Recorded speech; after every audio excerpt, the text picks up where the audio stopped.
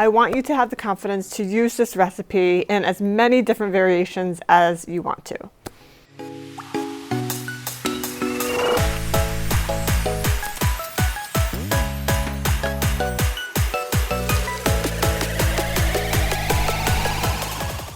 A classic gelato recipe.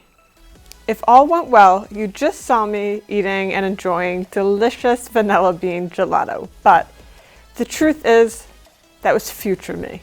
That hasn't actually happened yet. But luckily, we are just a few ingredients and a few steps away from having our own delicious gelato. So I'm going to gather my ingredients and let's get started.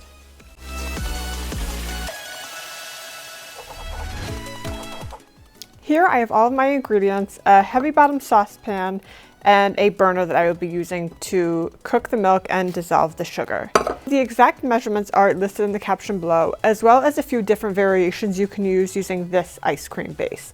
So first I'm going to go over the ingredients, the importance of them, and then a note on variations.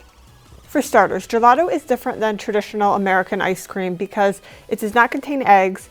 It is kept at a warmer temperature than ice cream, and it is churned more slowly to incorporate all of that air into it, which is what gives you that light gelato consistency. Here I have milk and cream. This is not the time to go to your corner gas station and get a gallon of milk. It's really important that since there are so few ingredients that you use really high quality milk. So here I have Ronnybrook, which is a local dairy. It's a cream line milk and heavy cream that is excellent quality, and that is what I'll be using today. So I have milk, heavy cream, some milk powder, which basically just enhances that milk flavor and makes it taste even richer and creamier. I also have cornstarch, xanthan gum, and sugar. Since this is an at-home gelato recipe, your typical gelateria is keeping the gelato at a warmer temperature than your at-home freezer, and also they're hopefully making fresh batches every day. With this at-home gelato recipe, the addition of the cornstarch and the xanthan gum help to stabilize the ice cream and prevent ice crystals from forming and prevent it from getting too hard in your at-home freezer. So there are a few different stabilizers that you can use, but this is a variation that I found to be most successful. When you're making a gelato recipe, you want to think about 3 different ratios, and that is water, sugar, and fat. The milk will serve as the water, the cream will serve as the fat, and the sugar ratio is very important because sugar is another stabilizer. And by that, I mean sugar is what helps you to have an ice cream that is not rock hard as if you had just frozen a gallon of milk. So sugar is very important. And that is going to lead me into a few different variations of this recipe. Now, this can be used as your base gelato recipe. Today, I'm making a vanilla bean gelato, but you can certainly infuse your milk with different flavors. You can use different extracts, but there are a few things that you want to keep in mind. For example, if you were to make a coffee flavored gelato recipe, if you were to add 2 tablespoons of a ground espresso powder, that would be a way to infuse your milk with flavor without changing the ratios of this recipe. If you were to instead add a cup of strong brewed espresso, that then adds too much water to the recipe and you will be left with an icy gelato, which is not what you want. If you were to decide that you would try and reduce the sugar in this recipe, you have now removed a stabilizer from this recipe and your recipe will be far too frozen. So the sugar is something that I have tested in this recipe and is something I would not tweak. So if you were to make a variation of this recipe, I would just make sure you keep the ratios the same, infuse the milk, add extracts as a way to add flavor, or you could always fold in different ingredients at the end and that will not mess with the ratio that I have here. So a little bit of science behind it, but I want you to have the confidence to use this recipe in as many different variations as you want to. Now let's get started with making our gelato base. I'm going to turn on my burner to medium heat. And to this, I'm going to add milk. And as this milk warms up, I'm going to add my sugar. The reason that we are cooking this over heat is to dissolve the sugar into the milk. I have the measuring cup here that I used for the milk, and I'm going to add to this my cornstarch and xanthan gum. Once this mixture gets hot enough, I'm going to ladle just a little bit into the cornstarch mixture and whisk it to make a slurry, and then add it back into the hot milk mixture. If I were to just pour this right into the hot milk, it would get grainy and clumpy and would be very unpleasant. So this is the best way to ensure that the cornstarch is incorporated into your milk mixture. Lastly, I'm going to add my skim milk powder into the milk and stir to dissolve this as well. Even in authentic Italian gelaterias, they use stabilizers.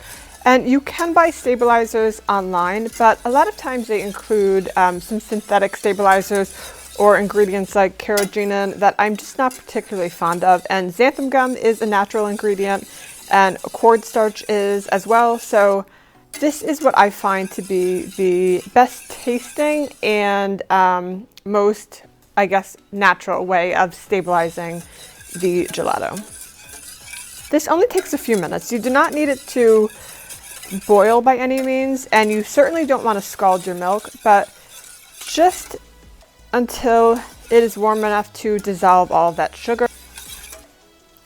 There are tiny bubbles starting to form around the edge of the pan, and it's been about 5 minutes. So this should be warm enough to add to my cornstarch mixture and make our slurry. So just a little bit at a time. I'll do 2 small ladles.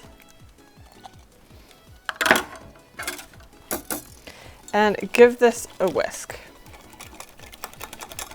Again, you don't want to just dump your cornstarch into the ice cream mixture. It will make sort of a paste. I'm going to add just a little bit more and give that a good stir. Now I'm able to add this mixture to the hot milk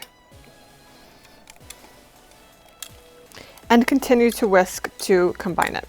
If you still see clumps in there, don't worry, because before we put this in the ice cream machine, we're going to strain it to make sure that it is silky smooth. So while most of the clumps should cook out, it's okay if some remain.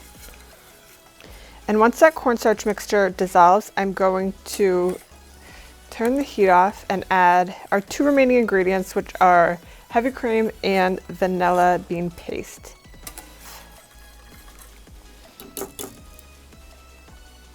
Adding in my heavy cream, and last but certainly not least, my vanilla bean paste. You could certainly use vanilla extract in here, but I love that the vanilla bean paste gives you the flavor as well as all of those beautiful specks of vanilla without having to scrape out a bunch of vanilla bean pods.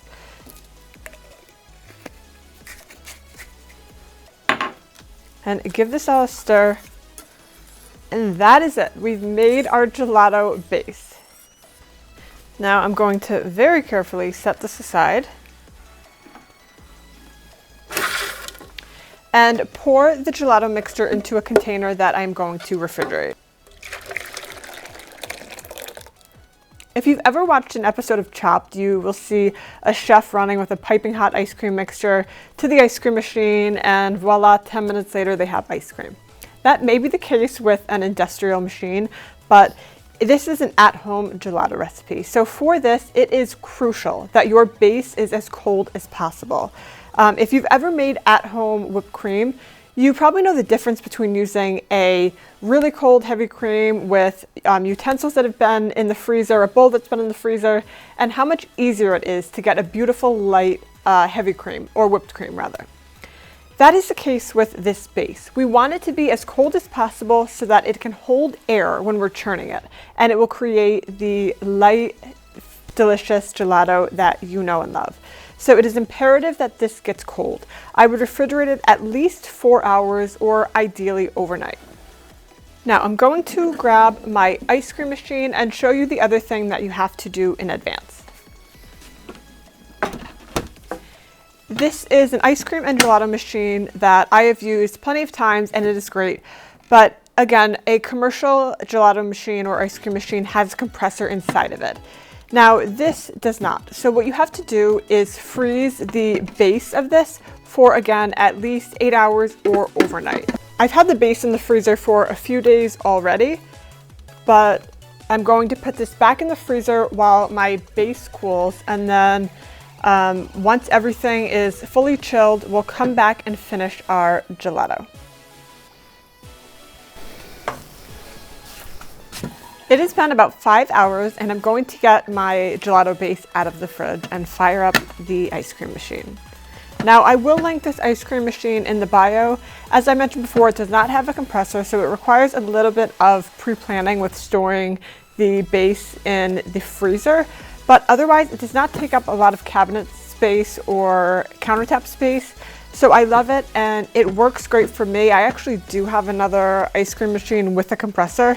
It's bulky, it's heavy, and this is the one that I find myself going to more often than not. I'm going to take off the top and then just take out the mixing piece. Now I have my gelato mixture and the ice cream base. This will go right inside here. And what I like to do is use a small strainer and strain the ice cream mixture or gelato mixture. I'm going to use those interchangeably, you know what I mean. I like to strain it to get out any clumps of cornstarch or any clumps of xanthan gum that may have developed. I'll give the mixture a quick whisk just to break everything up. Also, the vanilla bean specks tend to settle at the bottom, so I like to whisk it for that reason as well.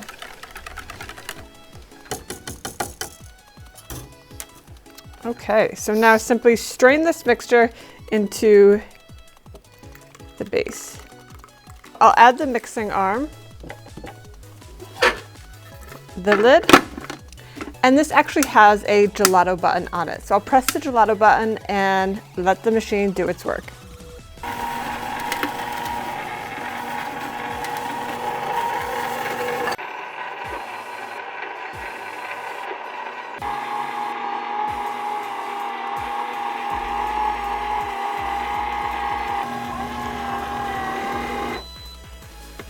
All right, it is about 30 minutes later and the gelato is churned. You will see when I pour this out, it basically looks like soft serve. It is not yet the consistency of gelato. It's very soft. You could certainly eat it now if you moved really quick because it would probably melt pretty fast. And now time to transfer it into our gelato container that we will store it in the freezer. I love these containers. They have a lid, and instead of being tall and deep, I like that it's shallow and long. It's easier to scoop it this way. So I'll link this in the caption as well. I'm actually just going to take this out, move this out of the way.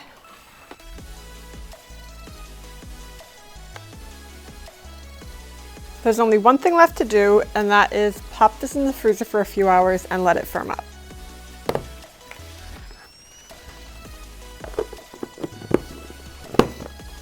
See you soon. Okay, I have waited long enough. It's been about 2 hours since I put it in the freezer. Truthfully, it probably could have waited a little bit longer, but I couldn't have waited any longer. So I'm going to try this now. Just from scooping it, I can tell how beautiful the texture is. It's silky smooth, and it is not too icy or firmed up too much. It is just a beautiful gelato texture. So the classic way to go is in a cone, and I'm going to give it a taste.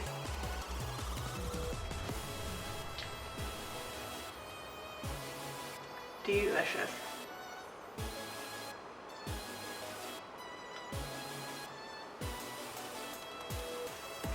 I love gelato.